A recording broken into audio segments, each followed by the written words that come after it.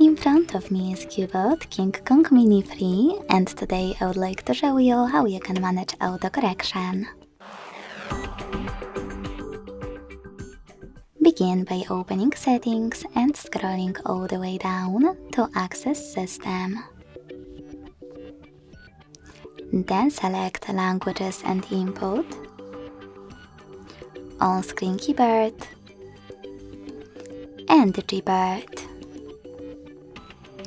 Following that, tap on Text Correction, scroll down just a bit and tap on this switcher next to Autocorrection.